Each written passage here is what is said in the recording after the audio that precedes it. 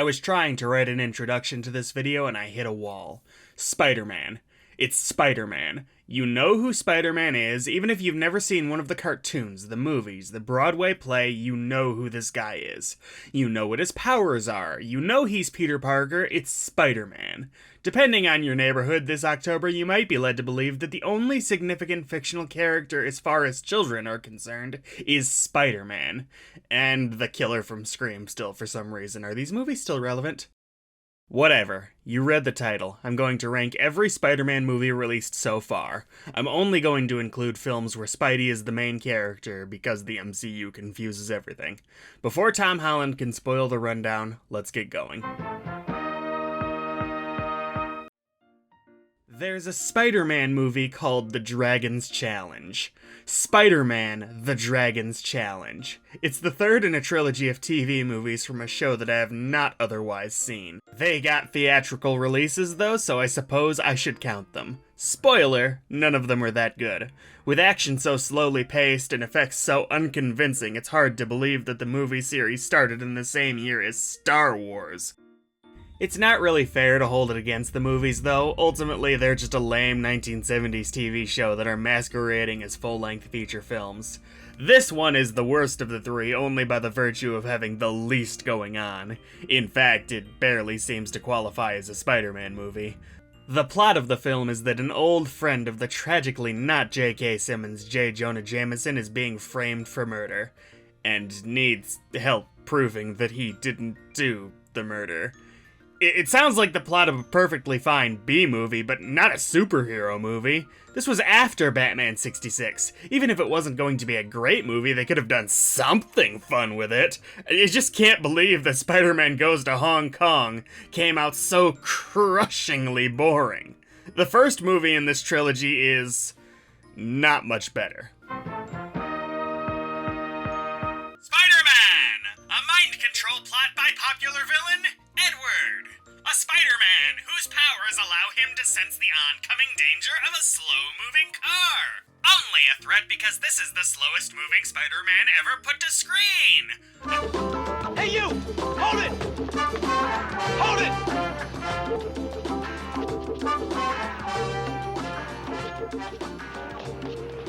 Did you see him? A co-worker who is a funnier Spider-Man than the main character?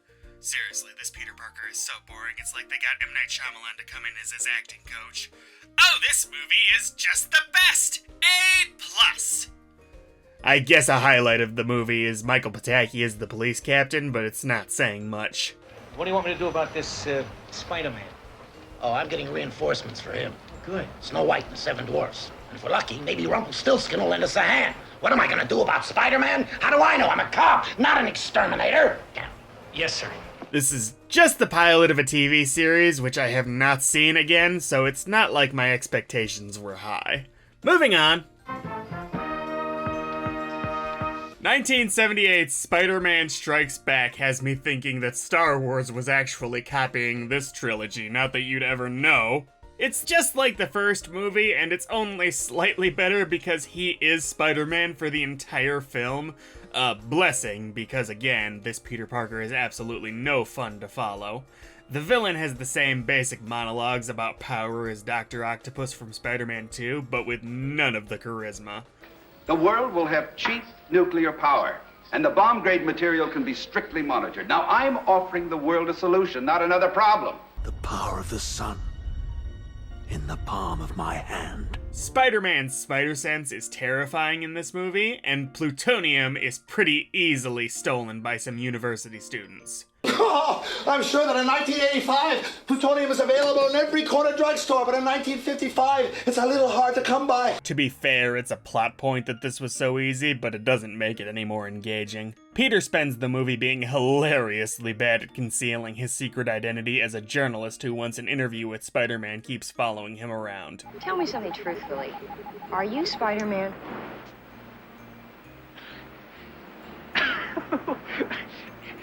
Do I look like the kind of guy that could run up and down the side of a building? No. I don't know what got into me. As a matter of fact, it's a lot closer to you than you'd ever expect. This trilogy is so bland that it's no wonder the series has gone on to be forgotten as much better Spider-Man properties have come and gone. And come back again. What's better than Spider-Man in Hong Kong? Spider-Man in Japan!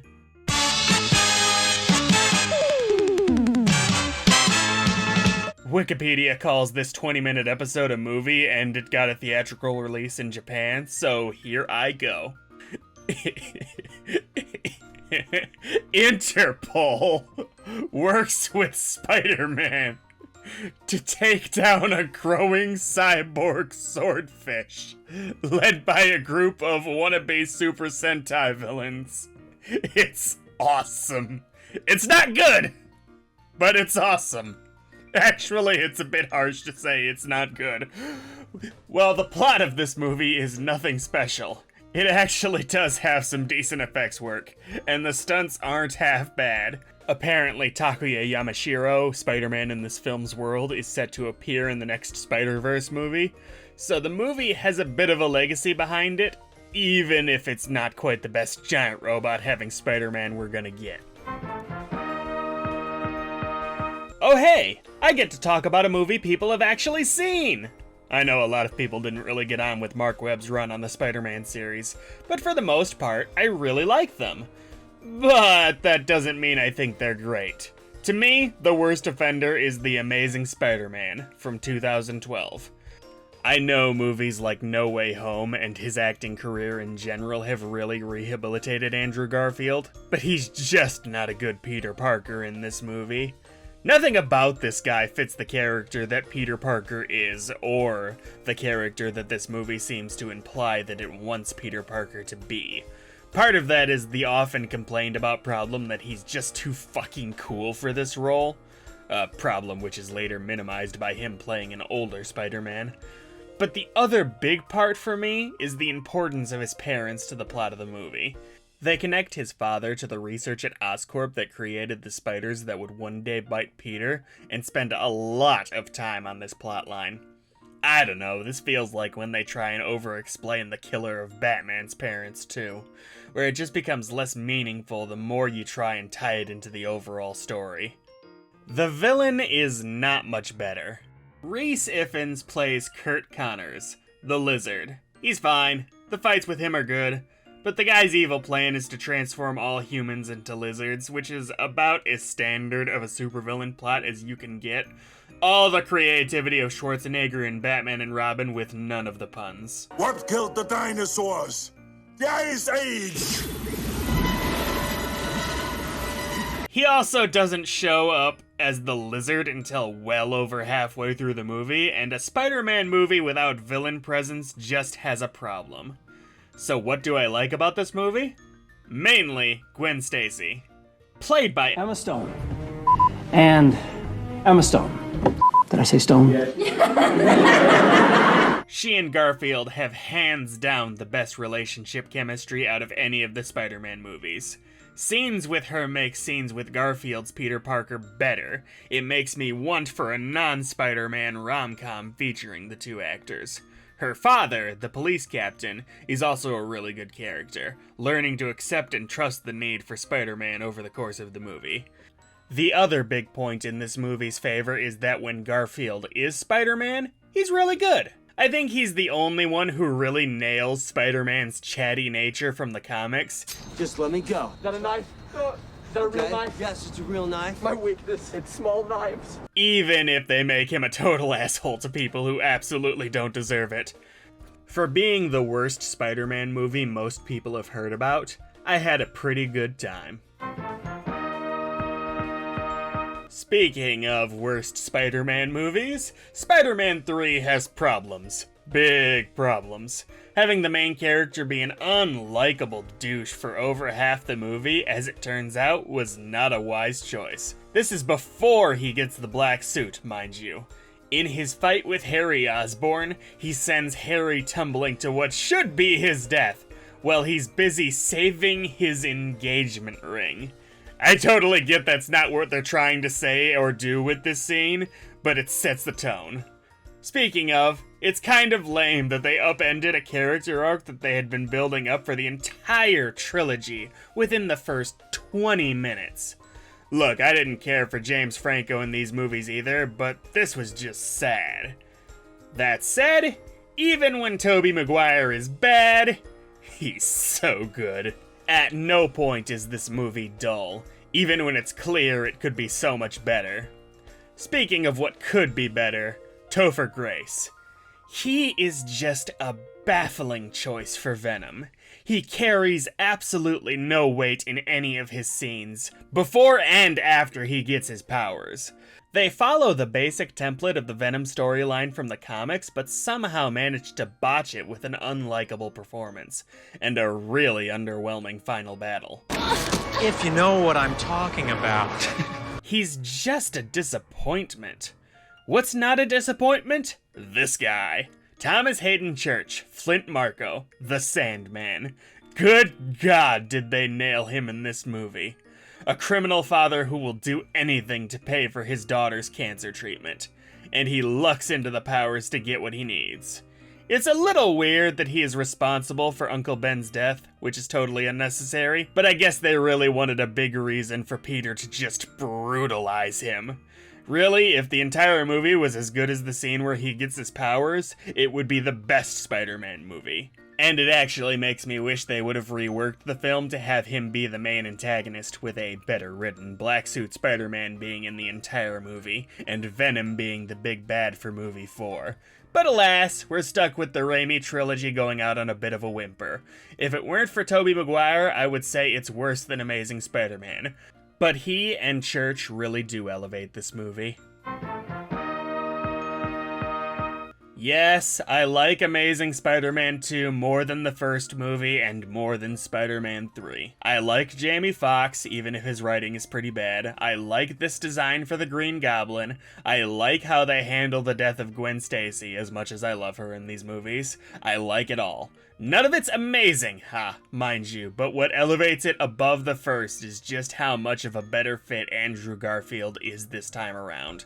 He's less of an asshole, so we actually get to root for a hero this time. I especially love his interaction in First Battle with Electro, where he legitimately tries very hard to make a good connection with a human being. What's your name again? How could you forget me? Oh, I do, I know it, don't tell me. It's Max. Is it Max? Yes. I'm sorry, I didn't recognize you with the... You look different. I can see that you don't want to hurt anybody. It's gonna be all right. How about you come with me? Okay. Go somewhere, we'll talk. And it's really only terrible luck that forces things to take a bad turn. We also still have Gwen Stacy for most of the movie, and she's still great, and the chemistry between these two is still great. What's not so great is Dane DeHaan, Harry Osborn. He is dragging this movie down so hard for most of the runtime, though he did apparently inspire Willem Dafoe's whistling habit.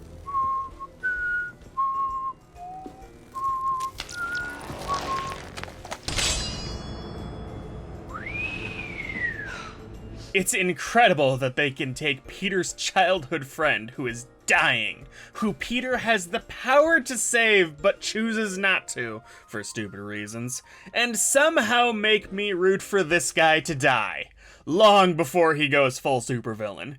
He's just absolutely terrible. A bad mark on the movie I agree with everyone else on. Just wow. Spider-Man Far From Home had a lot to do, being the first MCU film to follow up Avengers Endgame, and I can't say the movie isn't a bit mired in the aftermath of it. With Tony Stark having just died, they unavoidably focused on the effect this has on Peter Parker, Tom Holland. This is the unfortunate side effect of Robert Downey Jr. filling the Uncle Ben role in this version of the story that we have to live with. If it was just Peter and the world at large affected by the death of Tony Stark and what that means for his character, I think it would have worked fine. But they decided also to make the villain yet another baddie confusingly on the Tony Stark hate train. I don't know how they hadn't learned their lesson since Iron Man II, when people were already tired of them coming up with lame reasons for new villains, whether or not they were enemies of Iron Man, to hate and be completely motivated to be evil by Tony Stark. When these villains are actually enemies of Iron Man, it's more understandable, but good God if it doesn't feel like he's sort of stealing the thunder of them being Spider-Man villains! They used Tony Stark as a shorthand for why these people would be coming after Peter, and it just seems like they think Peter can't carry his own story with his villains, which is obviously ridiculous.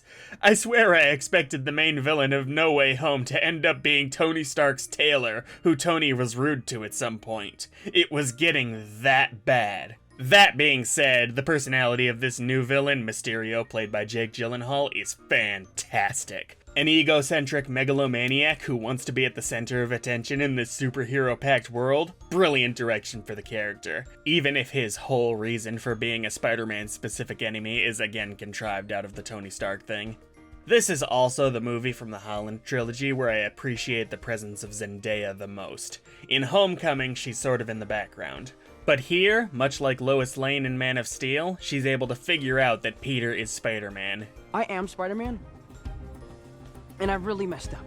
Wait, you're being serious right now? Mm-hmm. You're not joking with me? Like you're 100% serious because it's not funny? No, I'm not joking. Because I was only like 67% sure. And as such is able to work her way into his life in ways that never really felt natural by Kristen Stewart in the Raimi trilogy. She's still not as good as Gwen Stacy was, but nobody is, so no biggie. Center stage for this movie, though, is the visuals. They better be if Mysterio's gonna be the big bad. The few scenes where they really go to town with what this guy can do with a team of glorified special effects artists backing him up and a phenomenal Sam Jackson impression are all phenomenal. These scenes are so great that I still can't believe they didn't try and work in a somehow revived Mysterio, maybe as a robot or somehow he did survive, into No Way Home so it would be a proper Sinister Six movie. Instead, we just get these scenes here and they are brilliant. And the character uses them in brilliant ways. The action in this movie is pretty great too, set to the plot of a road trip through Europe following Tony Stark posthumously anointing Peter as a techie god is serviceable enough. It's a really fun ride. Let's get the time stone though, cause it's rewind time. Tom Holland's first outing as the webhead post-Civil War isn't perfect. My aforementioned issues with a villain being motivated by Tony Stark still apply, and most of the characters from Peter's school are just completely uninteresting. Except for Ned. Guy in the chair. A ray of sunshine who isn't so bright after this movie is over with, but we have him here.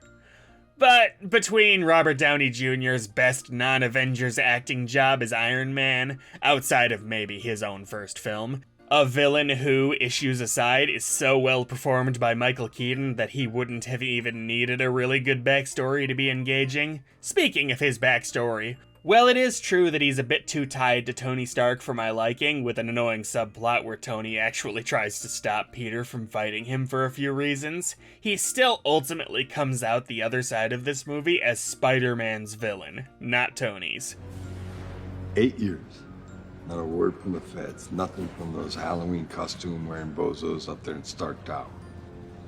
And then all of a sudden, this little bastard in red tights shows up. He thinks he can tear down everything I built. The scene where Peter shows up to his house, unaware of who he is about to meet, is still so chilling. Another great thing about this movie is how often Peter interacts with New Yorkers. He is the friendly neighborhood Spider-Man after all, and it really helps it feel like his home city isn't just an afterthought. For the introduction of Tom Holland in his first solo movie, they did pretty darn good.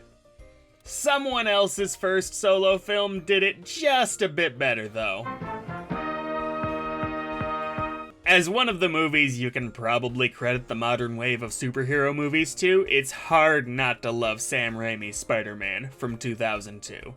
There's just something about Tobey Maguire that makes this incarnation of Spider-Man so impossibly likable, that even if other aspects of the movie aren't quite as well developed as what we would see in later franchises, as long as Maguire is on screen, it all works. One thing I want to credit all of the Raimi movies with, but especially this one, is just how much fun and fluid they make Spidey swinging around look like in this movie. It's a lot like SpiderMan II, the video game, in that regard. It's such an important aspect to get right, and even some of the newer Tom Holland movies don't really nail it in the same way that this 2002 movie pulls off. Add on to this phenomenal performances like J.K. Simmons as the best depiction of J. Jonah Jameson and Willem Dafoe as the Green Goblin, the over-the-top villain to match Maguire's aggressive wholesomeness. Put to Danny Elfman's unstoppable score, and you have an absolutely stellar movie. Better than the sum of its parts, I think. Well, 2002 Spider-Man gave us a great introduction to the Sam Raimi Spider-Man universe. SpiderMan II manages to make that world feel more lived in and natural, partly because they don't need to spend as much time on the Uncle Ben stuff, but also because the minor characters in the film, mainly the New Yorkers on the train scene and the weirdly interesting landlord for Peter Parker and that guy's daughter, are all fun characters in their own right. I especially love this scene. Any more bright ideas? I got a few. Yeah. Just because I can absolutely see two New Yorkers at heart bickering about this in a moment of crisis. The plot of the film centers around Parker's uncertainty with the balancing act between his life as Spider-Man and as Peter Parker, having to make so many sacrifices from the latter for the sake of the former. Because of the mental weight of this situation, he starts to lose his powers, often at the worst times. Spider-Man sees this as an opportunity to write his life as Peter Parker, getting to his college courses on time, seeing MJ more often.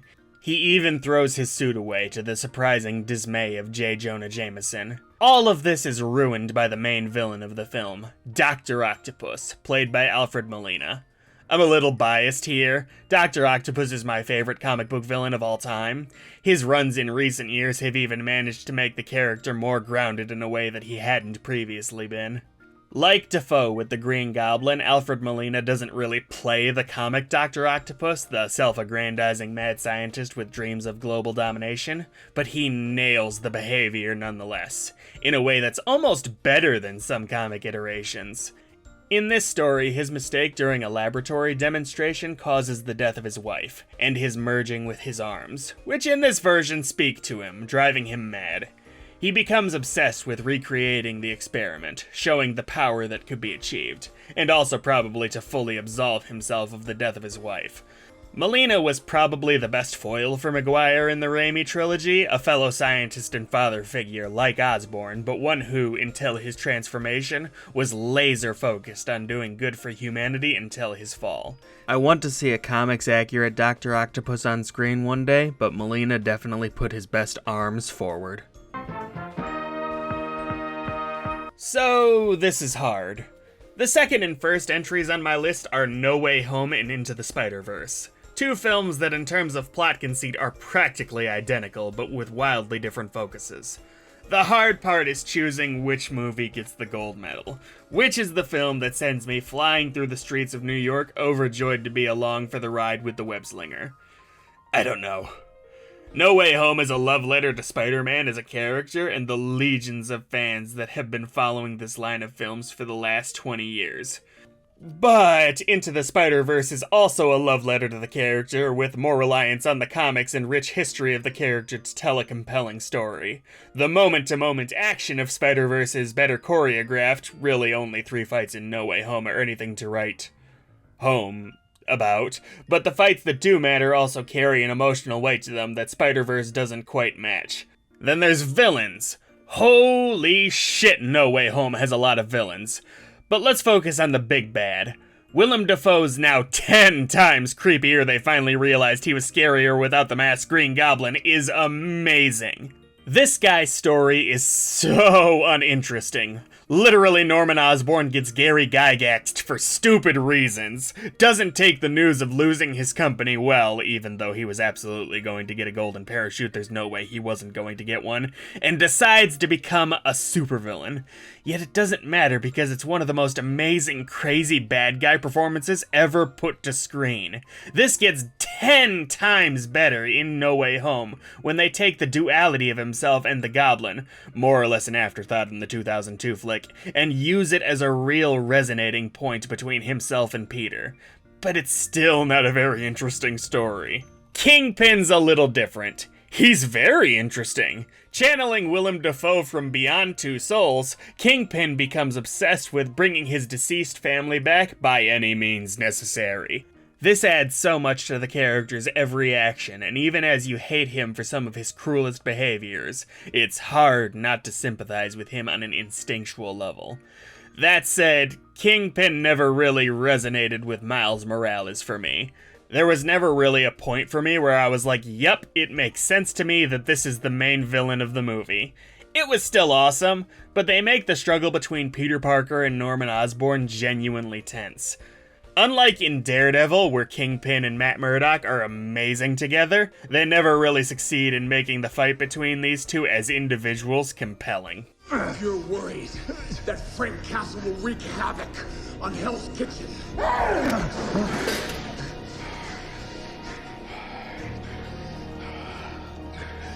Just wait.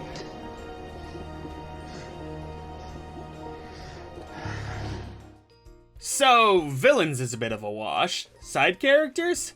As characters, Peter Parker and Gwen Stacy absolutely kill it in terms of being memorable and interesting in SpiderVerse. So much so that it's easy to overlook the fact that the other three Spider characters they introduce are sort of afterthoughts when they really probably shouldn't have been. You might disagree with me on that one, feel free. No Way Home has Ned and MJ again, and can I just say it? They really need to find better things for Ned to do in these movies. He was the perfect foil for Peter in Homecoming, and he's just kind of been there ever since. MJ is also kind of sidelined in this movie with all the important plot developments. No college admissions were not an important plot development in Far From Home being scrapped in favor of just everything. And then of course there's... Yeah, how can I be unbiased here? I mean, even if Maguire wasn't my childhood, they integrate both of these two so well into the movie, with Garfield being given one of the best character moments of any Spider-Man in any movie. They actually had to make Tobey less awesome for fear of another multiversal collapse, seeing as they cut a fight scene between him and Dafoe, as well as literally any other dialogue between the two characters at all, which is weird. This is his guy. What about main characters?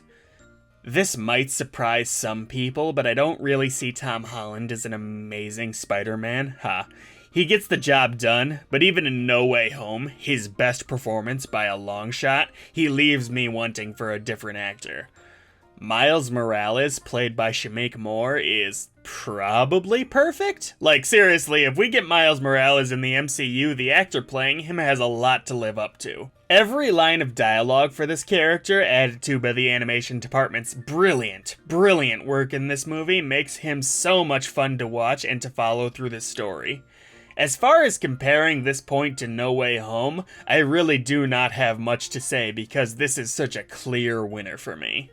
I suppose that pretty much says it, doesn't it? I found something in Spider-Verse that I like way more than in No Way Home. And that's as good a reason as any to give it the top spot, but it feels a little anticlimactic if I'm being honest. I don't know. Huzzah! Sparkles everywhere! I don't know. If you want to see more videos, check out other things from my friends at Manic Expression. And I guess have a good web-slinging life, y'all. I don't know. Save me.